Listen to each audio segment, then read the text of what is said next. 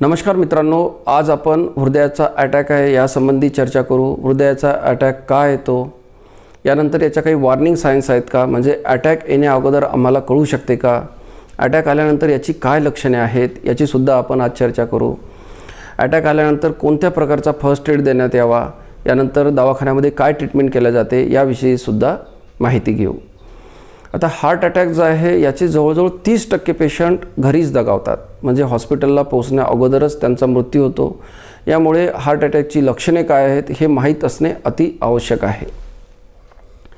तर सर्वात अगोदर आपण चर्चा करू हार्ट अटॅक कसा होतो। तर आमचे जे हृदय आहे हे दिवसभर काम करत असते, रात्रंदिवस काम करत राहते, हे पूर्ण शरीराला रक्त पोहोचवते। तर जशा प्रकारे पूर्ण शरीराला रक्त पोहोचवले जाते त्याच प्रकारे आमच्या हृदयाला सुद्धा रक्ताची आवश्यकता असते। आणि हे जे रक्त आहे हे रक्तवाहिन्यांमधून आमच्या हृदयाला सप्लाय केले जाते।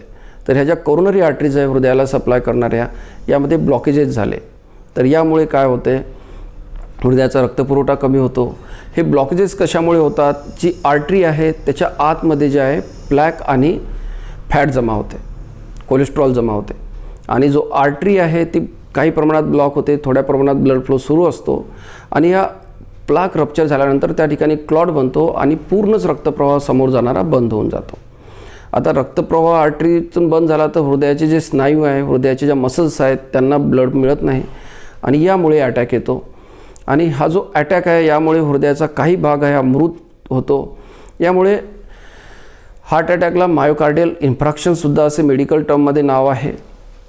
तर आता जे हार्ट अटॅक सुरू झाला आहे आपल्याला कसे कळेल, याची लक्षणे काय आहेत, तर सर्वात महत्त्वाचं लक्षण आहे छातीमध्ये खूप वेदना होणे, छातीमध्ये दुखणे, आणि या वेदना ज्या आहेत सेंटरमध्ये असतात, तीव्र वेदना असतात आणि फार काळपर्यंत राहतात। ठीक आहे, आता ह्या ज्या वेदना आहेत छातीच्या सेंटरमध्ये सुरू होतात, या इकडे आपल्या डाव्या खांद्याकडेही जाऊ शकतात आणि डाव्या हाताच्या आतल्या बाजूला सुद्धा ह्या वेदना रॅडिएट होऊ शकतात। ह्या ज्या वेदना आहेत इथून इकडे उजव्या हाताकडे सुद्धा जाऊ शकतात, किंवा मानेमध्ये, जबड्यामध्ये, यानंतर पाठीमध्ये, खाली पोटाच्या भागामध्ये इकडे सुद्धा या वेदना रॅडिएट होतात। आणि हार्ट अटॅकमुळे ज्या वेदना आहेत त्या इतके सिव्हिअर असतात की 5 मिनिटानंतर, 10 मिनिटानंतर ह्या वाढत जातात, 50-60 मिनिटापर्यंत हळूहळू वाढत जातात। आता काही लोकांना अँजायनाचा त्रास असतो, परंतु अँजायनाचा त्रास असणाऱ्या लोकांमध्ये काय होते की ह्या वेदना आराम केल्यानंतर कमी होतात, परंतु ज्या हार्ट अटॅकच्या वेदना ह्या कमी होत नाही, एकदम वाढतात। यामध्ये असे वाटते की कोणीतरी आपल्या छातीवर बसलेले आहे, किंवा छातीला कोणी फार जोरजोराने दाबते आहे, आपल्या छातीला कोणी जोरजोराने, म्हणजे छाती पिळल्यासारखे सुद्धा वाटते, टाईटनेस वाटते छातीमध्ये, अस्वस्थपणा वाटायला सुरुवात होते, घाम येतो, घबराट होते, या व्यतिरिक्त एकदम चक्कर येते, भोवळ येऊन पडू शकता। तर अशी सर्व लक्षणे जी आहे ही हार्ट अटॅकच्या रुग्णांमध्ये बघायला मिळतात। तर ह्या ज्या वेदना असतात ह्या तीव्रतेने फार जास्त असतात आणि फार वेळासाठी ह्या राहतात, म्हणजे 4-5 मिनिटामध्ये नाही, 50 मिनिटे, 1 तास, 2 तास या वेदना वाढत जातात हळूहळू। तर आता दुसरे काय लक्षणे आहेत त्याच्यामध्ये, वेदनेव्यतिरिक्त श्वास घ्यायला त्रास होतो। ठीक आहे, जो श्वास आहे आपला शॉर्टनेस ऑफ ब्रेथ होतो, तर हा जो शॉर्टनेस ऑफ ब्रेथ आहे, श्वास फुलणे, हे सुद्धा लक्षण हार्ट अटॅक आला तेव्हा सुरू होते। त्यानंतर घाम येणे, थकावट वाटणे, ॲसिडिटी, इनडायजेशन, उलटीसारखे वाटणे, चक्कर येणे, भोवळ येणे। आता ही जी लक्षणे आहे हार्ट अटॅकची व्यक्तिपरत्वे बदलतात, काही रुग्णांमध्ये काही लक्षणे बघायला मिळतात आणि काही रुग्णांमध्ये दुसरी बघायला मिळतात। त्यामुळे या प्रकारची लक्षणे जर दिसली तर तुम्ही हार्ट अटॅकची शंका ठेवायची आणि त्यानुसार फर्स्ट एड करायचा किंवा डॉक्टरांचा सल्ला घेणे आवश्यक आहे। खास करून जे डायबिटीजचे पेशंट असतात त्यांच्यामध्ये सायलंट हार्ट अटॅक येतो, म्हणजे त्यांच्यामध्ये फार जास्त ही लक्षणे दिसत नाहीत, त्यांना थोडंसं अस्वस्थ वाटते, भोवळ येते, छातीमध्ये दबाव आल्यासारखे वाटते, ठीक आहे, चालताना त्यांचा श्वास फुलतो। अशी लक्षणे जर डायबिटीजच्या रुग्णांमध्ये असेल, तुम्हाला ऑलरेडी डायबिटीस असेल तर तुम्ही आपल्या हृदयाचा एक ECG करून घ्या, किंवा एक TMT टेस्ट असते, ट्रेडमिल टेस्ट, त्यासंबंधी चॅनलवरती तुम्हाला डिटेल व्हिडिओ मिळेल, तर ही TMT टेस्टसुद्धा तुम्ही करू शकता। आता मित्रांनो, जर अटॅक आला घरामध्ये एखाद्या व्यक्तीला तर यामध्ये फर्स्ट एड काय द्यायचा, तर फर्स्ट एडमध्ये तुम्हाला ॲस्पिरिनची टॅब्लेट द्यायची आहे, नायट्रोग्लिसरीन द्यायची आहे, तर जी इकोस्प्रिनची गोळी असते, बऱ्याच लोकांना ज्यांना डायबिटीज, हाय बी पीचा त्रास असतो, बऱ्याच लोकांना ही इकोस्प्रिनची गोळी चालू असते. तरी इकोस्प्रिनची गोळी एक द्यायची आहे. आणि जी सॉर्बिटेटची गोळीसुद्धा बऱ्याच जणांच्या घरी असते किंवा एक डब्बा आणून ठेवायचा आहे. अटॅक आल्यानंतर ही जिभेखाली ठेवायची आहे आणि ताबडतोब नजीकच्या डॉक्टरांशी संपर्क करायचा आहे, ताबडतोब ट्रीटमेंट सुरू करायची आहे. आणि जर अटॅक आल्यानंतर कोणी एकदम जमिनीवर पडले, म्हणजे ज्याचा श्वास बंद झाला, हृदयसुद्धा बंद झाले, तर छातीवरती दर मिनिटाला 100 वेळा कॉम्प्रेशन्स द्यायचे, ज्याला आपण CPR म्हणतो, कार्डिओपल्मोनरी रिससिटेशन. तर हे CPR कसे करायचे यासंबंधी तुम्हाला चॅनलवरती डिटेल व्हिडिओ मिळेल. मित्रांनो, हृदयाचा अटॅक आल्यानंतर यामध्ये सर्वात महत्त्वाचा आहे टाईम. ठीक आहे. जर वेळेमध्येच याची ट्रीटमेंट केली, ठीक आहे, जर योग्य वेळेमध्ये इलाज झाला तर हृदयाचा अटॅक आल्यानंतरसुद्धा जीव वाचवला जाऊ शकतो. यामुळे फर्स्ट एड मिळाल्यानंतर ताबडतोब तुम्हाला हॉस्पिटलला जायचे आहे. हॉस्पिटलला पोहोचल्यानंतर तुमच्या काही टेस्ट केल्या जातील. त्यामध्ये सर्वात महत्त्वाची टेस्ट म्हणजे ECG केल्या जाईल. ECGमध्ये काय बघितलं जाते? हृदयाची इलेक्ट्रिकल ॲक्टिव्हिटी बघितल्या जाते. ठीक आहे. हृदयाची जी इलेक्ट्रिकल ॲक्टिव्हिटी आहे, म्हणजे हृदय जे पंप करत असतं त्याच्यामध्ये इलेक्ट्रिकल ॲक्टिव्हिटी असल्यामुळे पंप करते. त्यामध्ये SA नोड असतो, AV नोड असतो. तर ह्या ज्या इलेक्ट्रिकल ॲक्टिव्हिटीमध्ये काही गडबड झाली तर ECGमध्ये आम्हाला बघायला मिळते.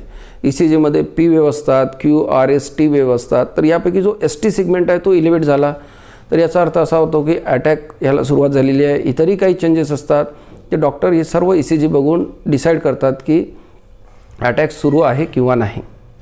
यानंतर ब्लड टेस्ट केल्या जाते. त्यामध्ये मुख्यत्वे करून कार्डियक बायोमार्कर्स म्हणजे ट्रोपोनिन टेस्ट केल्या जाते. ट्रॉप पॉझिटिव्ह मायोकार्डियल इन्फ्रॅक्शन म्हणजे ज्या रुग्णाची ट्रोपोनिन टेस्ट पॉझिटिव्ह आहे आणि ECGमध्ये चेंजेस आहेत तर या रुग्णाला अटॅक आल्याचे निदान केले जाते आणि त्यानुसार उपचार सुरू करण्यात येतो. यानंतर तुमची जी पल्स रेट आहे म्हणजे नाडी तपासल्या जाते. तरी पल्स रेट तपासून बघितले जाते की याचे ठोके किती आहेत. तर जो अटॅकचे पेशंट आहे यांच्यामध्ये ठोके वाढलेले असतात. ठीक आहे.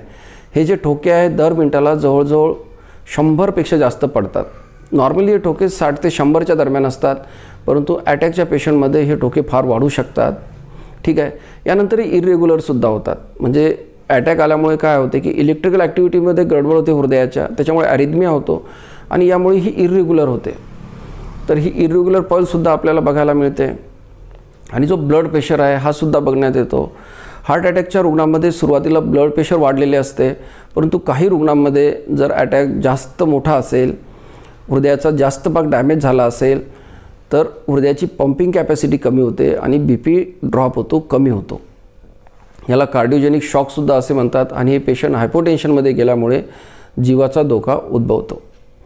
जे श्वास घेण्याचा रेट आहे जसे रेस्पिरेटरी रेट हा सुद्धा या रुग्णांमध्ये वाढलेला असतो. तर आता ही सर्व लक्षणे हे लक्षणे घेऊन पेशंट हॉस्पिटलला आला, याला काही टेस्ट केल्यानंतर कळले की याला आता अटॅक आलेला आहे. तर ताबडतोब जर पेशंट हॉस्पिटलला पोहोचलेला असेल, 90 मिनिटांच्या आतमध्ये हॉस्पिटलला पोहोचला असेल तर अशा रुग्णांमध्ये प्रायमरी अँजिओग्राफी अँड अँजिओप्लास्टी केल्या जाते. ठीक आहे. म्हणजे अँजिओग्राफी केल्या जाते आणि त्याच्यामध्ये ब्लॉकेजेस असतील तर प्रायमरी अँजिओप्लास्टी करून ते ब्लॉकेजेस क्लिअर केल्या जातात. परंतु हे 90 मिनिटांच्या अगोदर पेशंट हॉस्पिटलला पोहोचला त्यामध्ये याचे चांगले रिझल्ट्स बघायला मिळतात. 6 तासापर्यंतसुद्धा तुम्ही करू शकता. परंतु जर 2 तासानंतर तुम्ही हॉस्पिटलला पोहोचले, 120 मिनिटानंतर पोहोचले तर त्यानंतर फायब्रोलायसिस केल्या जाते, थ्रोम्बोलायसिस केल्या जाते. यामध्ये जे रक्त पातळ करणारी औषधे आहेत ती सुद्धा दिली जातात आणि थ्रोम्बोलायसिसमध्ये स्ट्रेप्टोकायनेज आणि RTPA टिशो प्लाझ्मिनोजन ॲक्टिवेटर ही औषधे देऊन तो क्लॉट विरघळण्याचा प्रयत्न केला जातो. तर मित्रांनो, ही जी औषधे आहेत, ब्लड थिनर्स आहेत, थ्रोम्बोलायसिस आहे, अँजिओग्राफी आहे, अँजिओप्लास्टी आहे, ही पेशंटची कंडिशन बघून डिसाईड करण्यात आले की कोणत्या पेशंटला कोणत्या ट्रीटमेंटची आवश्यकता आहे. आता ज्या रुग्णांचं हृदयाची ॲक्टिव्हिटी ही रेग्युलर झालेली आहे, ॲरिथमिया झालेला आहे, अशा रुग्णांना डिफिब्रिलेटसुद्धा केल्या जाते. ठीक आहे. किंवा ज्यांना हृदयाचा अटॅक आल्यामुळे एकदम कार्डिओजेनिक शॉकमध्ये गेलेले आहेत, हृदय बंद पडलेले आहे, अशा रुग्णांना कार्डियक डिफिब्रिलेटर हृदय वापरून हृदय सुरू केल्याचा प्रयत्न केला जातो आणि बऱ्याच रुग्णांमध्ये याचे चांगले रिझल्ट्स मिळतात. म्हणजे बंद पडलेले हृदयसुद्धा आपण कार्डियक डिफिब्रिलेटर वापरून सुरू करू शकतो.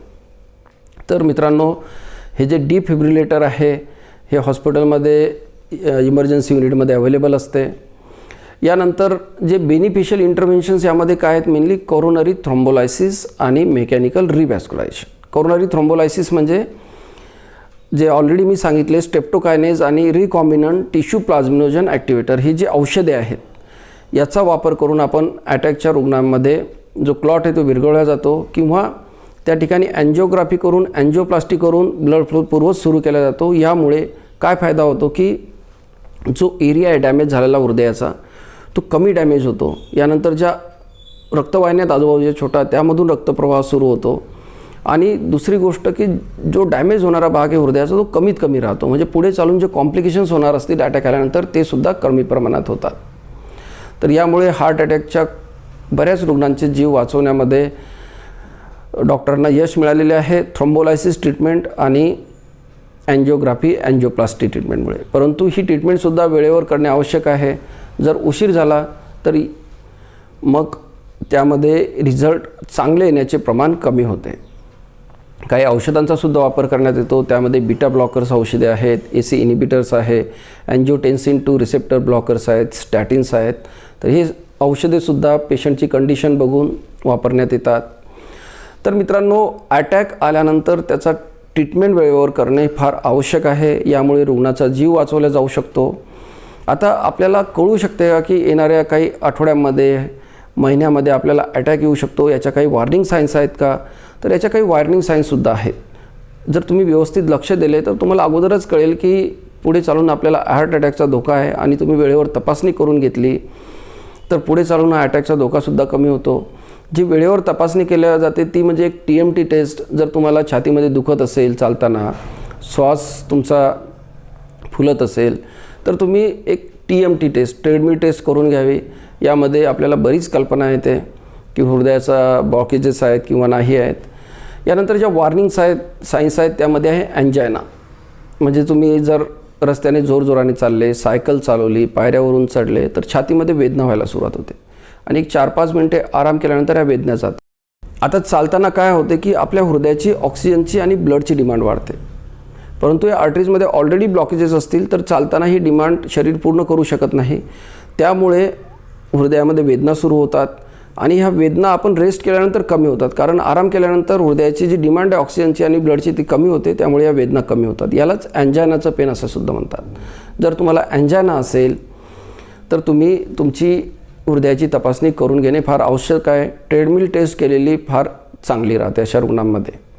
जर तुम्हाला श्वास घ्यायला त्रास होत असेल, खास करून सायकलिंग करताना, पायऱ्यावर चढताना, घरातल्या काही ॲक्टिव्हिटीज केल्यानंतर जर तुमचा श्वास वाढत असेल, ठीक आहे, जोरजोराने चालल्यानंतर तुम्हाला धाप लागत असेल तर तुम्हीसुद्धा जी हृदयाची तपासणी करून घ्यायला हवी, TMT टेस्ट करायला हवी।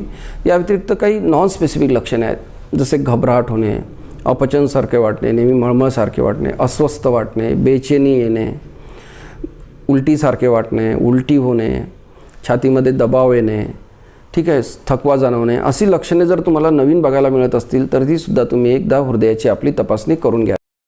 तर आता हे जे वॉर्निंग साईन्स आहे हार्ट अटॅकचे हे जर प्रेझेंट असतील आणि तुम्ही वेळेवरती तपासणी करून घेतली तर भविष्यात जो हृदयाचा अटॅक येण्याचा जो धोका आहे त्याला तुम्ही टाळू शकता।